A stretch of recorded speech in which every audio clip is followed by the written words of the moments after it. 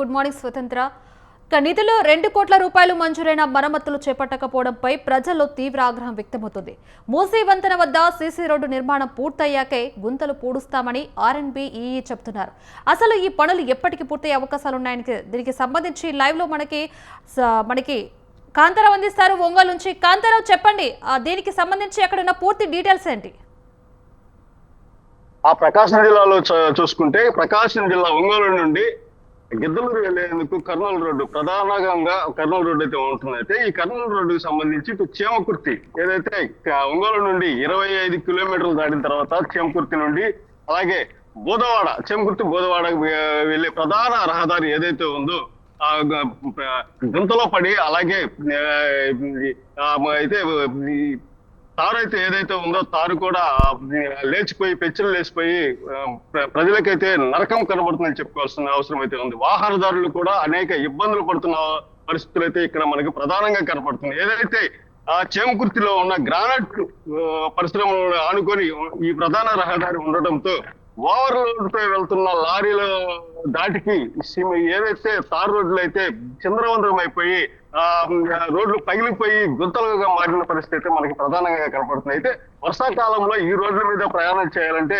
నరకం చూడాల్సిన పరిస్థితి అయితే వాహనదారులకి ముఖ్యంగా కనబడుతుంది. అయితే ఇలాగే చూసుకుంటే చేమకుర్తి నుండి బోధవాడ వెళ్లే ప్రధాన రహదారి వద్దైతే ఇటీవల అనేక ప్రమాదాలు చోటు చేసుకున్న పరిస్థితి అయితే మనకు కనబడుతుంది. అయితే గత 2 రోజుల క్రితం ఒక తల్లి బిడ్డ కూడా ఈ రోడ్లో ప్రయాణిస్తూ వాహనం కింద పడి భారీ లారీ వాహనం కింద పడి ప్రమాదానికి గురైన పరిస్థితి మనకు ముఖ్యంగా కనపడుతుంది. అయితే ఈ ఓవర్లోడ్ లారీలు నుంచి ప్రయాణించడంతో అక్కడ భారీగా గుంతలు ఏర్పడటం అలాగే రోడ్డు పగిలిపోవటం అయితే జరుగుతున్న పరిస్థితి మనకి ప్రధానంగా కనబడుతుంది. అయితే ఇటీవల కురిసిన వర్షాలను కూడా రోడ్డు దారుణ పరిస్థితి అయితే మారిందని చెప్పుకోవాల్సిన అవసరం అయితే ఎంతైనా ఉందని చెప్పుకోవాల్సిన అవసరం అవుతుంది. అలాగే లక్ష్మీపురం నుండి ఇటు రామతీర్థం క్షేత్రంకి వెళ్లే ప్రధాన రహదారి ఉంది. అయితే ఆ రహదారి 5 కిలోమీటర్లు ఉన్నప్పటికీ ఆ రహదారి గుండా ప్రయాణం చేయాలంటే కనీసం గంట అయినా సమయం పట్టే అవకాశం అయితే ఉంది. అంటే చూసుకుంటే ఎంత దారుణంగా ఈ రోడ్లో ఉన్నాయని చెప్పుకోవాల్సిన అవసరం అయితే మనకు కనబడుతుంది. అలాగే చూసుకుంటే పొదిలూరు నుండి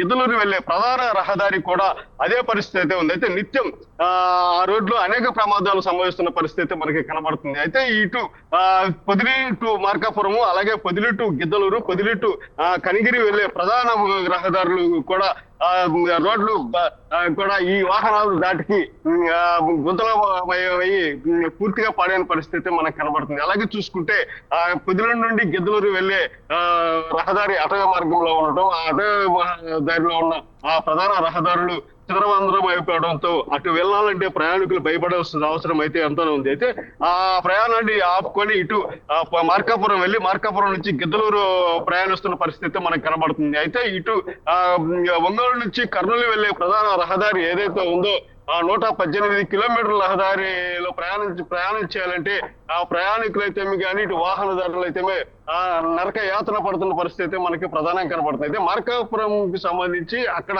గ్రానైట్ క్వారీల దగ్గర ఇటీవల బస్సు ప్రమాదం చూసిన పరిస్థితి మనం ఉంది. అయితే అక్కడ ఆ బస్సు ప్రమాదంలో 11 మంది మృతి చెందిన పరిస్థితి ఉంది. అలాగే చూసుకుంటే తర్లువాడి దగ్గర ఉన్న రోడ్లో కూడా ఇటీవల ఆటోను ఢీకొనడంతో అక్కడ 4 మరణించిన పరిస్థితి మనకి ముఖ్యంగా కనబడుతుంది. అలాగే చూసుకుంటే చేమకుర్తిలో ఆ రహదారులు మరీ ఘోరంగా ఉన్నాయని చెప్పుకోవాల్సిన అవసరం అయితే. అయితే అక్కడ నుంచి వచ్చే ఏదైతే దుమ్ము ధూళి ఇటు రహదారులు వాహనదారులు ఎవరైతే ఉంటారో 2 వీలర్స్ వాహనదారులకి అయితే ఆ దుమ్ము ధూళి కంటిలో పడటం అలాగే అక్కడ ఉన్న రోడ్డు సరిగా లేక స్కిడ్ అయ్యి రోడ్ల మీద పడి ప్రమాదాలు అయితే సంభవిస్తున్న పరిస్థితి మనకి ప్రధానంగా కనబడుతుంది. అలాగే చూసుకుంటే ఇటు గంగవరం నుండి అలాగే చేమకుర్తి వెళ్లే రహదారి కూడా దారుణంగా ఉందని చెప్పుకోవాల్సిన అవసరం అయితే ఉంది. అయితే ప్రభుత్వం ఏదైతే 2 కోట్ల రూపాయలు వీటి మరమ్మతులకి కేటాయించినప్పటికీ ఆ తారు రేటు పెరిగిందనే సాకుతో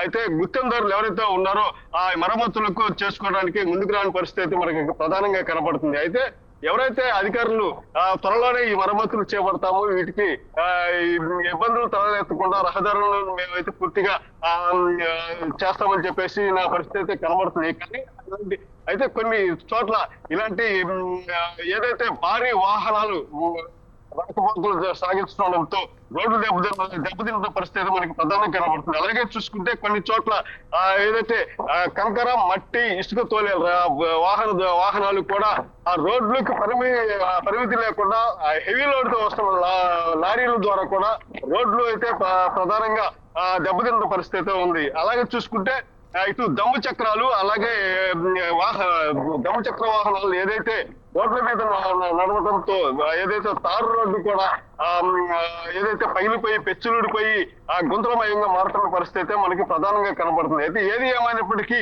ఇటు గత ప్రభుత్వంలో జనసేన పార్టీ అనేక చోట్ల రోడ్లు బాగలేవని చెప్పేసి ధర్నాలు చేసిన పరిస్థితి మనకి కనబడుతుంది. అయితే ఇప్పుడున్న కూటమి ప్రభుత్వంలో కూడా ఇలాంటి పరిస్థితి కనబడుతుంది. అయితే ఏదైతే ప్రభుత్వం ఏదైతే ఉందో ఈ రోడ్డు మరమ్మతులను ప్రధానంగా తీసుకొని వాహనాలు వెళ్లేందుకు సులభం చేయాలని చెప్పేసి ఇటు ప్రయాణికులు కోరుతున్న పరిస్థితి మనకి కనబడుతుంది. అయితే ప్రమాదాల బారిన పడకుండా కూడా ప్రమాదాలను నివారించాల్సిన బాధ్యత కూడా ప్రభుత్వం పైన ఉందని చెప్పుకోవాల్సిన అవసరం ఇది ఎంతైనా ఉంది. Lavanya. Right, thank you Kantharao.